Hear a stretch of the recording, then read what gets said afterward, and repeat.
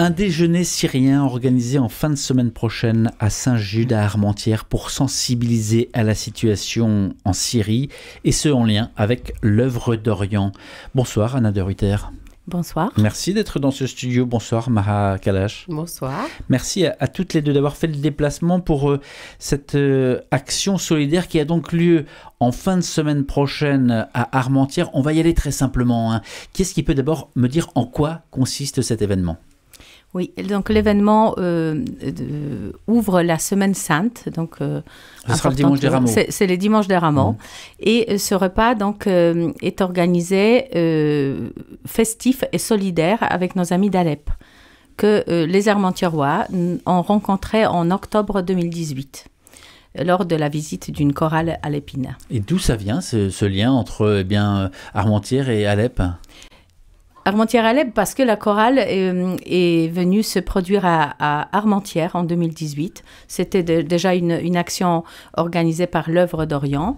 Notre curé Patrick Delécluse est délégué de l'œuvre d'Orient. Donc, naturellement, ils sont venus chanter dans notre paroisse.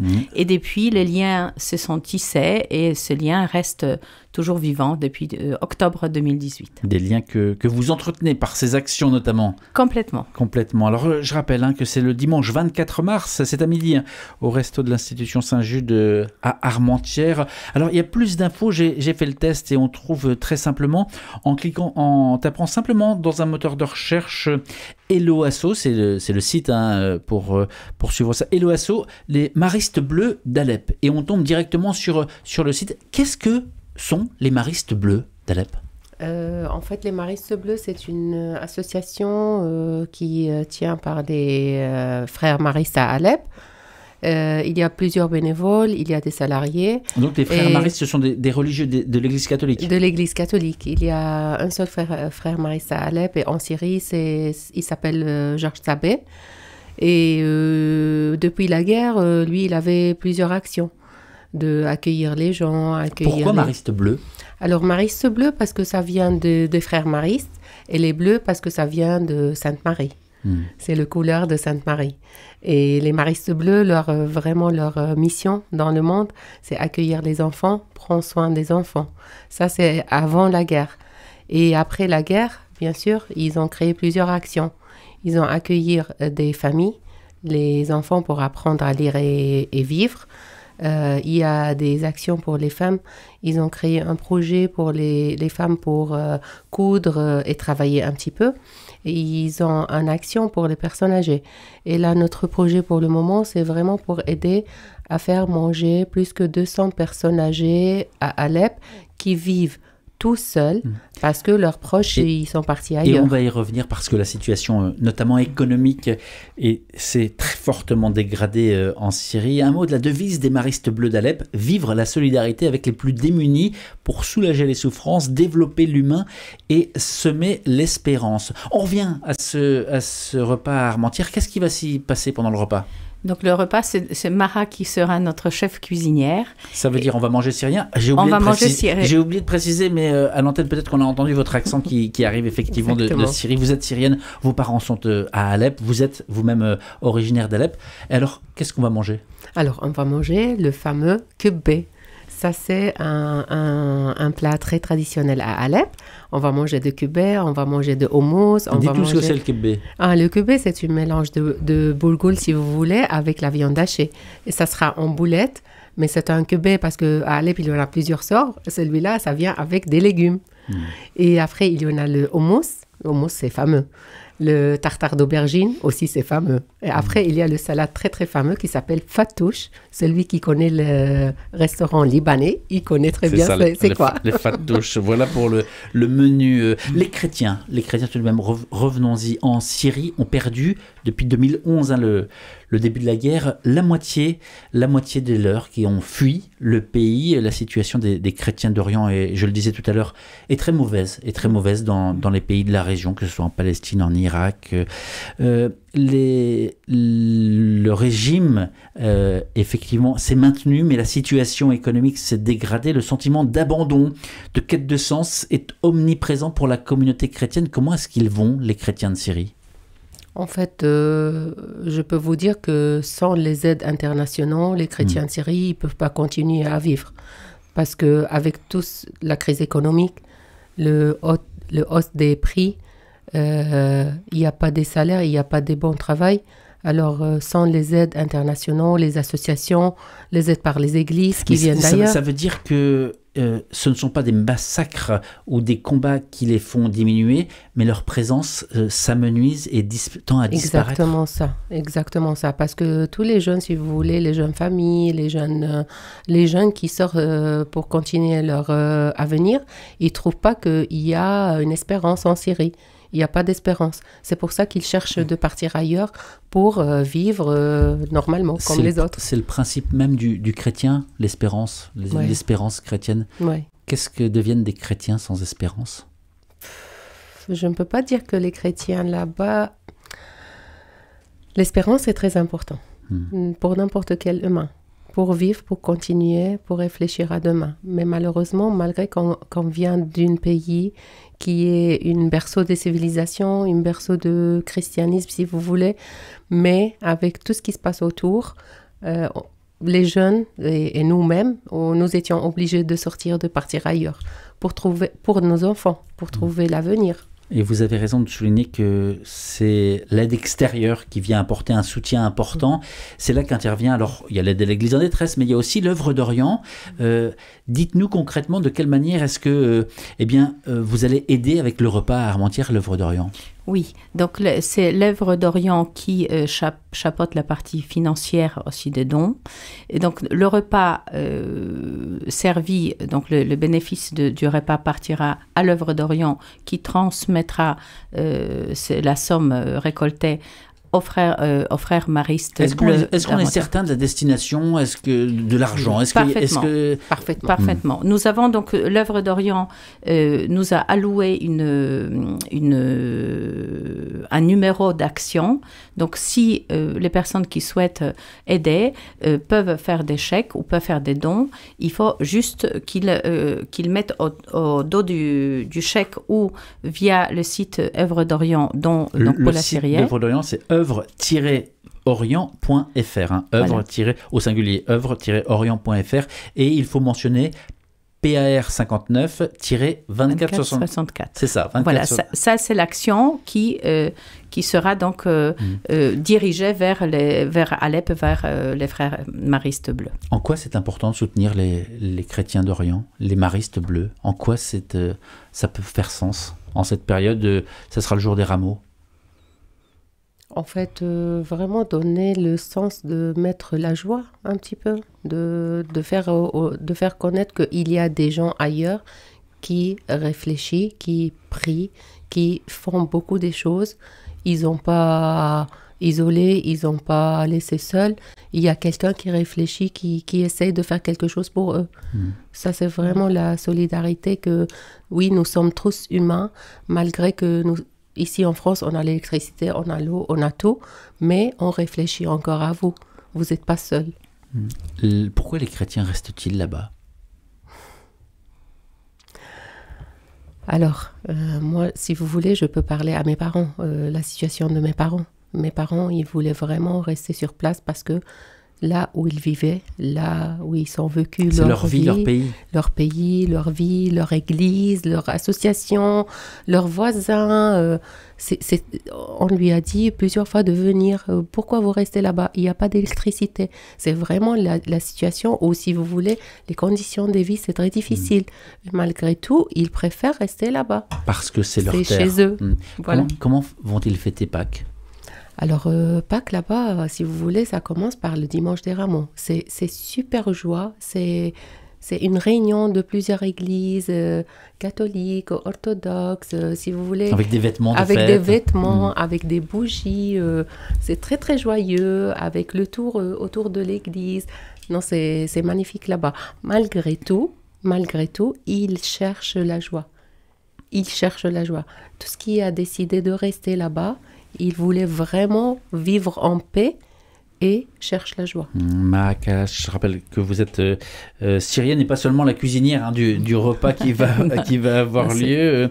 À vos côtés, Anna de Ruyter, quelle relation vous avez, vous, avec ces Syriens? Alors, vous n'êtes pas syrienne, vous n'êtes pas allée en Syrie, mais tout de même, vous avez des relations particulières. Oui, moi je suis polonaise en fait, puisque mon accent s'entendra certainement à On voyage ce l'antenne. soir.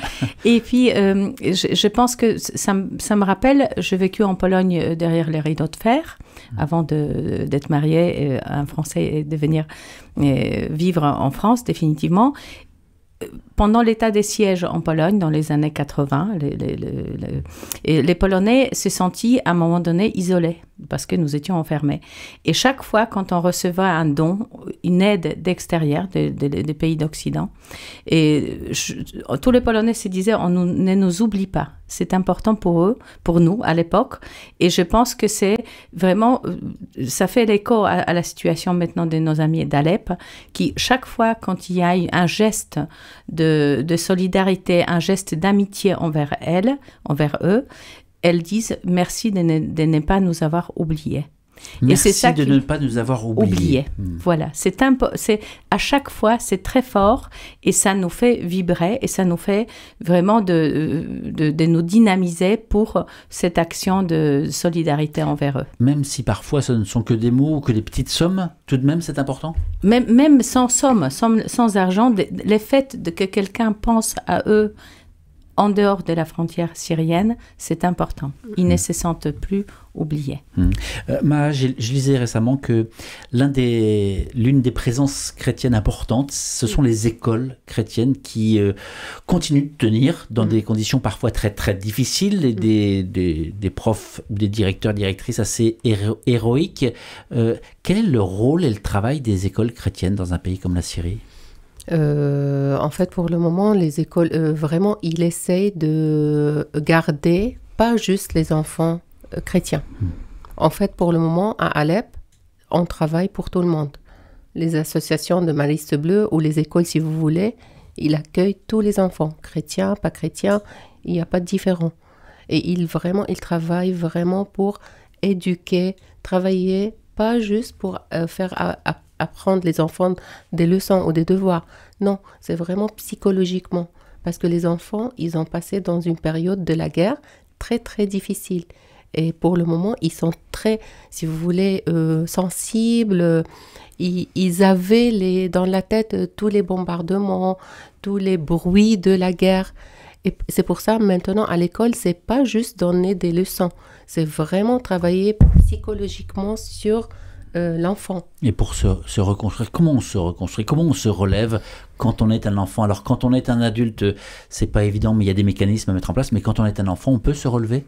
Oui, avec toutes les actions qui sont entourées. Avec vraiment, ils essayent de faire autrement. C'est pas, ils essayent de chercher soit des projets de partir dans les jardins publics, soit chercher des chanteurs, soit faire vraiment des projets de arts.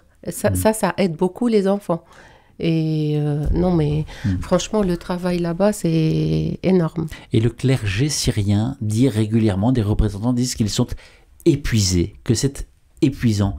Sur quoi est-ce que, ils peuvent trouver de l'énergie? Ça, c'est vraiment une question de... Ils trouvent de l'énergie de Dieu, déjà. Ils demandent à Dieu de l'aide. Et chaque fois... moi, je connais un prêtre qui me dit, chaque fois, quand il a une situation, il a besoin de l'argent ou il a besoin de n'importe quoi, quand il prie, Dieu lui donne tout ce qu'il veut. Et ça, c'est l'espoir qu'il vit avec lui tous les jours, que quand il demande à Dieu quelque chose, Dieu lui donne. Vous voulez dire, demande et tu recevras, là, concrètement, il l'expérimente? Oui. En même temps, quand on n'a plus grand-chose, le petit devient beaucoup aussi. Beaucoup. Qui sont les chrétiens de Syrie? Parce que, alors il y a l'Église catholique, mais pas seulement. Non, pas seulement. Il y a les Arméniens, il y a les Chaldaniens, il y a les orthodoxes, alors il y a les latins, il y a un mélange de plusieurs chrétiens et on vivait tous ensemble. Alors fêter Pâques ensemble, fêter Dimanche des Rameaux ensemble. Et vraiment, les constructions, et si vous voulez, les églises ou les cathédrales là-bas à Alep, ils sont super jolis. Qu'est-ce qui vous manque d'Alep? Franchement, en partant là-bas, je me sens que je prends l'oxygène encore une fois. Je suis très heureuse et fière de vivre ici en France et je suis française, mais ça reste... là-bas, c'est ma source de vie. Et ça me manque de vivre comme avant, parce que si vous voulez, Alep, c'est plus comme avant. Celles et ceux qui nous écoutent et qui se diraient, c'est loin tout ça, c'est loin, ça ne nous concerne pas, c'est un pays lointain, c'est un pays qui est pas en bon état, mais c'est très loin, on n'est pas concerné par cette situation. Vous leur dites quoi? Moi, je pense que non. En arrivant ici en France, en rencontrant des Français et en rencontrant Anna, je vois que les Français, ils ont beaucoup de la solidarité, plus que j'ai pensé. Franchement. Et je vais les remercier tous, parce que sans eux, nous les Syriens, on pourrait pas, et les chrétiens, on pourrait pas continuer à vivre en Syrie. Ça, c'est un formidable message d'espérance que vous nous partagez, Maha Kalash. On va revenir sur... Oui, allez-y, Anna. Non, je voulais dire que nous ne sommes pas seuls. Effectivement, Maha et moi-même, nous sommes coordinatrices un peu de cet événement, mais nous sommes entourés d'une formidable foule de bénévoles qui, chacun à son niveau, chacun selon son emploi de temps, nous aide. Et le repas sera effectivement fait maison, mais avec les mains d'une foule de bénévoles qui seront avec nous. Des bénévoles et de la générosité dont vous parliez à l'instant. Alors, je rappelle, parce qu'on pourrait donner des numéros de téléphone, etc., des sites internet, mais le plus simple, sur n'importe quel moteur de recherche, vous tapez Hello Asso, Maristes Bleus d'Alep, et le premier lien, c'est repas solidaire au profit des Maristes Bleus d'Alep. On arrive directement sur le site avec toutes les informations concrètes. Oui, et c'est sur les sites des diocèses aussi, les informations se relaient sur le site du diocèse de Lille. Oui. On peut aussi trouver ça. C'est donc ce dimanche 24 mars à midi au restaurant de l'institution Saint-Jude, au 25 rue Denis Papin à Armentières. Merci beaucoup à toutes les deux d'avoir fait le déplacement, d'être venues dans ce studio. Et puis... peut-être qu'en cette période de carême, ça peut faire aussi des attentions pour les uns et pour les autres qui nous écoutent de reconsidérer peut-être le regard qu'ils ont sur ces réalités en Syrie. Alors cet entretien est à retrouver sur le site rcf.fr région Hauts-de-France et il va être à retrouver très vite également sur la chaîne YouTube de RCF Hauts-de-France.